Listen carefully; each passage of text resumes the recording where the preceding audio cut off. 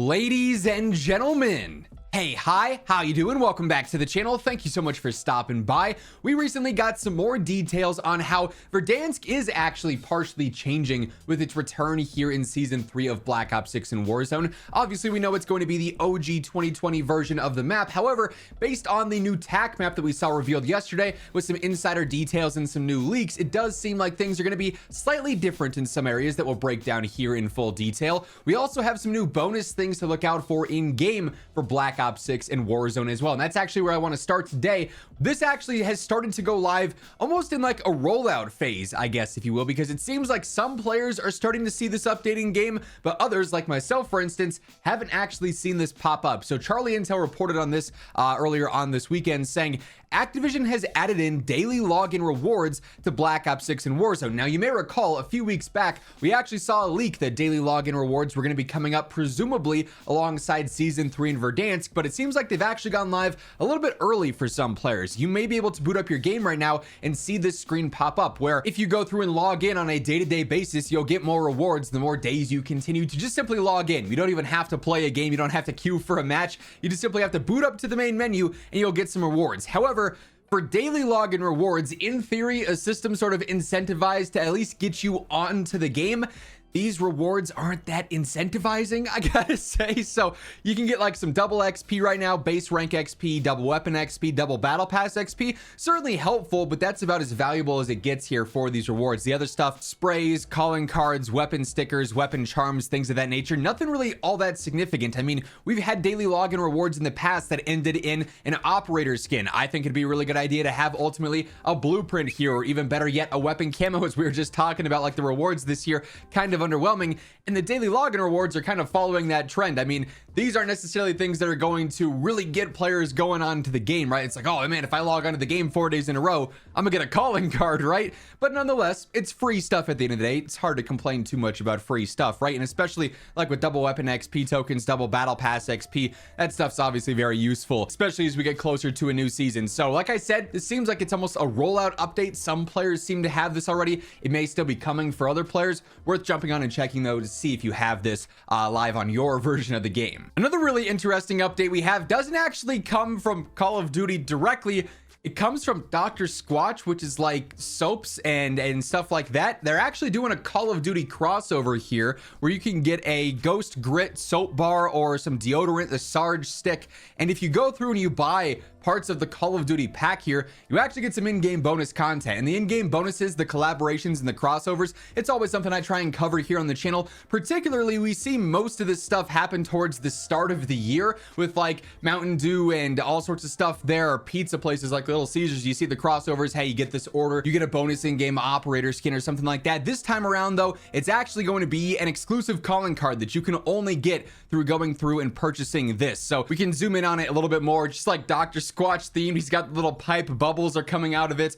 Just a pretty basic calling card at the end of the day, but if you're into collecting the more rare stuff, or I guess if you needed deodorant or some soap, you could get something for Call of Duty at the same time, and that's a win-win. You smell better and you've got a special calling card in game. But yeah, I do always try to get some eyes on the different crossovers and collaborations that are going on in case you're interested in collecting this stuff. Hey everyone, real quick, want to shout out my friends over at Control Freak. They just launched a brand new thumbstick series themed around Speed Cola from Call of Duty Zombies. This is actually a super cool collector's edition. It comes with a collector's edition metal Speed Cola can that actually holds the thumbsticks. It also includes an exclusive Speed Cola in-game weapon charm as well that you can only get through this promotion. I've been a Control Freak partner for years and years and years now. Truly, I can't play without them. The precision they add, the better feel and grip they add as well. It truly is such a game changer. If you want to cop a pair for yourself, be sure to throw in code IMMORTAL. The link for that will be down in the description below. All right, real quick, a little bit of post-edit Zach here because my timing is just unreal. They love to drop news when I'm in the middle of editing things right now. It seems like this past week, but Call of Duty posted this image today saying just how we remember it. And it is in fact floating loot. We've obviously had this as a leak for some time via the Ghost of Hope, and yes, it is now official. floating loot is going to be coming back with season 3 of Warzone and all the updates there, including the return of Verdansk, obviously. So very similar to how we had it back in Warzone 1 with the loot system. Then I do hope that they take into account the various loot spread out mechanics that they've implemented over the course of the past few years, because I do think that's helped with looting a lot. We're gonna have to wait and see, but now it is official. Floating loot is back. Now, as I mentioned yesterday, Call of Duty revealed the official TAC map for Verdansk, just the overall bird's eye view of the newly updated Verdansk 2025 version for Black Ops 6 Warzone. And as we talked about in yesterday's video, it seems largely the same. There are a few things that I pointed out that actually we're going to directly address here, but also a few things we definitely missed. And I didn't see much talk about it in the comments yet, so I think it went under the radar for a lot of players. Some subtle changes that are actually happening here. As we do go through these details, quick reminder, if you are new to the channel, every single day this is the place to be to stay up to date with absolutely everything going on in COD, whether it is news, updates, patch notes, meta breakdowns.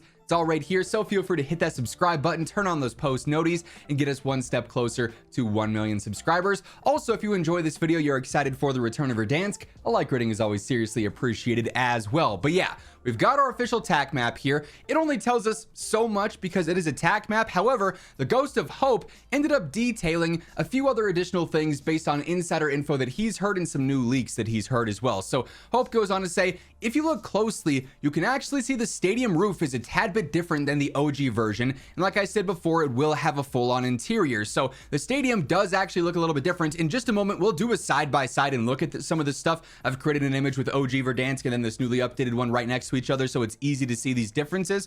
But that's something we got to keep our eye on for sure. Hope also follows up with what was probably the hottest talking point of this TAC map reveal yesterday, and that is water mechanics and water features. As previously reported, swimming was not going to be a thing on Verdansk, despite us having swimming mechanics in game on the maps that have water right now. But Hope goes on to say, I know it looks like there's water within the rivers on the TAC map, which is literally something I said yesterday, but as far as I know, it's not actually deep enough to swim in. So it'll just be like ankle deep. You can maybe splash through it as you're running across it, but it's not going to be full on water running through a stream that you can actually swim in. It also just magically stops halfway down, which I also thought was really strange yesterday. Swimming will only be on the bottom area of the map, which was added so people don't insta-die like in Warzone 1 whenever they touched water. So some interesting details here clarifying that, yes, technically swimming will be on the map, but not in a way that's going to be utilized in potentially any significant ways. I'll explain. So here we've got OG Verdansk on our left and then our brand new Verdansk on the right. First up, as Hope was talking about with stadium, we can see on the left here with this stadium roof is very circular, right in the smack dab center of the roof itself, whereas on the new version you can see the actual roof is more of an oval instead. It's especially on the top and the bottom here, it's a lot skinnier up there. So the roof has been expanded some, or the actual shape of the stadium itself has been reworked a tad bit to fit whatever the interior is going to be, because as Hope mentioned, we can go through and actually explore the inside a bit more despite the fact that the roof is going to be closed here. So initially something that I looked at and I was like, this stadium looks a little bit different, but it still just has the roof on it. Maybe I'm just misremembering, but going back and looking at it side by side, you can clearly tell, yes, there are actual differences going on with stadium there. The water, as I mentioned yesterday though, particularly on this right side here where you can see it's a lot more like of an aqua color, it stands out a little bit more, dries up just outside of the lumber area here. It also comes out of the dam a little bit over by the village, dries up just before TV station. That's presumably, as Hope mentioned, just water you can walk across. It's not going to be deep enough to swim through, but instead everything here on the south side of the island, yes, obviously we have all this water on the south part of the map, right? So previously, if you were in this area, say you were trying to get from the promenade area over here, there were like some buildings in this field here, trying to get over to the park area, but you had to jump across because the zone was weird. If you touched this water, you immediately got knocked full dead. You couldn't get revived even. It just insta-killed you. Our operators were, for whatever reason, elite soldiers, but completely allergic to water. Now, Hope is saying it's not going to be the case. While yes, this water is presumably still going to be out of bounds here, you're not going to be able to swim out to, you know, these corners and cheese the zone if it's down here by hills or down here by prison. You are going to be able to actually go in this water and use it to swim just to get back into the, you know, actual boundaries of the map. Now, there could be situations because it's like a 10-second countdown timer or whatever, that you could use this technically to rotate or dip underneath. If you're fighting a squad, you could in theory jump out of bounds for 6 seconds, dip underwater, cause them to miss some shots, and then the second they're reloading, pop back out, get back into the boundary zone and take them on. If they're unable to see you, it's going to depend on how clear this water is, how deep you could potentially go into it, how fast that countdown timer is going to be, right? Like there certainly are a lot of variables that could be in play with that, but the only real swimming mechanics are going to be down here. And again, if this is out of bounds, it's not necessarily going to play a huge deal into actual gameplay, because it's going to be super limited and potentially not even that deep if you're right up on the coastline and you actually have time to go out and come back in before the countdown timer takes you out. So some interesting clarification on the water and everything going on there. Another thing that is noted here that Hope pointed out in a separate tweet that we didn't show there is that these train tracks here, one of the other major leaks that we had for the return of Verdansk and the map updates is that the train is going to be here, and we do have these tracks running all the way down and around like they did before, and they do go right into this hillside here just north of Hospital, which was only added in once the train was added to the map. So that sort of re-solidifies the fact that that leak is likely going to come to fruition here based on the map elements that we've got so far. There are a few other interesting things mentioned, like over in Storage Town here. It seems like we actually have some roads in the field between it and Superstore, whereas previously that just wasn't a thing here. It was just more so a wide open cornfield essentially. There was no roads running through here. So kind of interested to see if that is more so just some weird thing showing up on the TAC map, or if they did add in a few other routes here and there just for navigational purposes. But a couple of other additional Verdansk gameplay updates and feature updates that have some more clarity on them now. Big week coming up. Obviously, we're just over a week out from actually seeing the launch of season 3 in Verdansk here, like 10 days or whatever away. So in the coming days, we're going to see a lot of reveals, a lot of announcements for season 3 as a whole for the return of Verdansk. Lots to break down, so you guys aren't going to want to miss a thing. Be sure to hit that subscribe button, turn on those post notifications to make sure you are always in the know for everything going on in COD. And if you enjoyed this video, a like rating on your way out would be seriously appreciated. But once again, thank you so much for tuning in, and until next time, take it easy, have an awesome rest of your day, and I'll catch you later. Peace out.